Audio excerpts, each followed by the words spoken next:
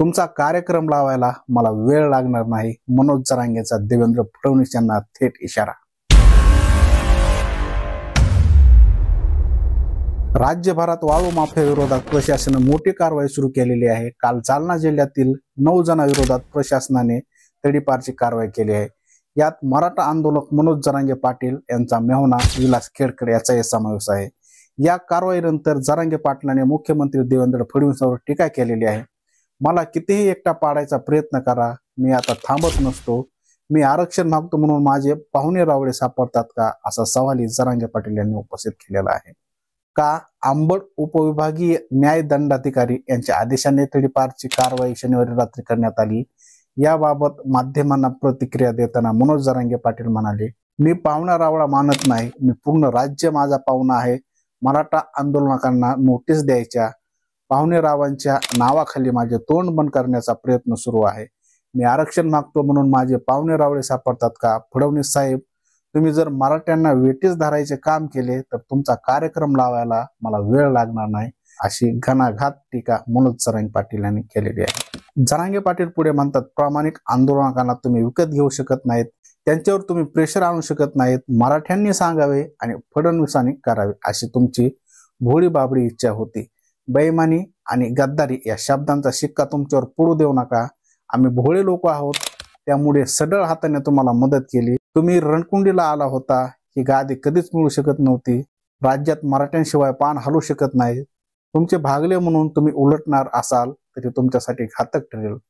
चूक सुधारा आणि दिलेल्या नोटिशी मागे घ्या। आम्ही तुम्हाला सन्मानाची वागणूक द्यायला तयार आहोत, नाहीतर पुढच्या काळात सन्मान हा शब्द डोक्यातून काढून टाकायचा, असा देखील इशारा मनोज जरांगे पाटील यांनी दिलेला आहे। आपण स्पष्ट सांगितले आहे, तुमचे बाकीचे काय माहिती नाही, आपण त्यात पडतही नाही, पण मराठा आंदोलक म्हणून जर तुम्ही त्यांना नोटीस देणार असाल हे तुमच्यासाठी घातक आहे। बाकीचे तुमचे काय असेल तर मला देणे घेणे नाही, तुम्ही आंदोलक म्हणून त्यांना नोटीस दिल्यानं हे ध्यानात ठेवा। सरकारने माझे तोंड बंद करण्यासाठी मुद्दाम माझ्या पाहुणे रावळ्याचे नाव तडीपारच्या यादीत घुसवले आहेत। हे 100% देवेंद्र फडणवीस यांचे षडयंत्र आहे।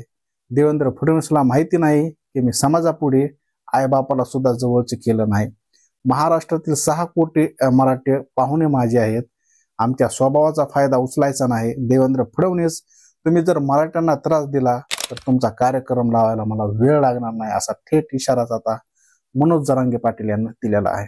बरं, मनोज जरांगे पाटील यांचा मेहुणा आहे कोण आहे? विलास खेडेकर। आता याच्या गुन्हेगाराची कुंडली पोलिसांनी ओपन केलेली आहे। नेमके यांच्यावर कोणते कोणते गुन्हे लावण्यात आलेले आहेत बघूया। मनोज जरांगे पाटील आणि सरकारमधील संघर्ष जगजाहीर आहे, पण यातच आता जरांगे पाटलांच्या निकटवर्तीवर प्रशासनाने कारवाई सुरू केल्याचं दिसतंय। कारण जरांगेच्या मेहुण्यासह त्यांच्या 6 कार्यकर्त्यांना जालना प्रशासनाने तडीपार केले। नेमकी कारण काय आहेत बघूया। जालन्यात वाळू माफिया आणि अट्टल गुन्हेगाराच्या विरोधात प्रशासन ऍक्शन मोडवर आले। वाळू प्रकरणासह इतर गुन्ह्यातील 9 आरोप जालनासह बीड, परभणी आणि छत्रपती संभाजीनगर या जिल्ह्यातून तडीपार करण्यात आले। या 9 तडीपार आरोपींना मराठा आरक्षण आंदोलक मनोज जरांगे पाटील यांच्या मेहुण्याचं हे नाव असल्याचं खळबळ माजली आहे। विलास खेडकर असं जरांगेच्या मेहुण्याचं नाव असून त्यांच्यावर देखील तडीपारीची कारवाई करण्यात आली।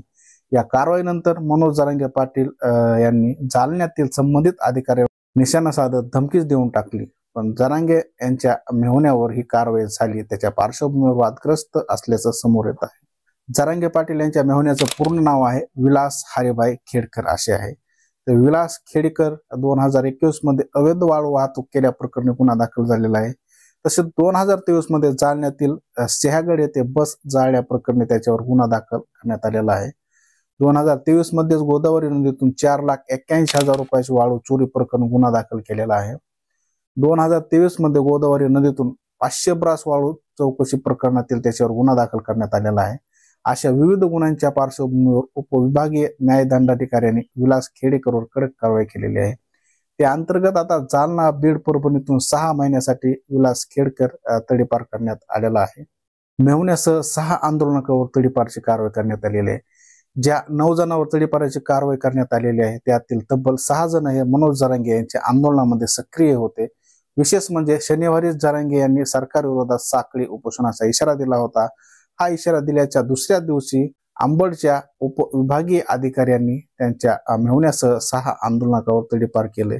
त्यामुळेच आता जरांगेंनी या कारवाईवरून अधिकारी आणि अधिकाऱ्यांच्या आडून सरकारला लक्ष केल्याचं दिसतंय.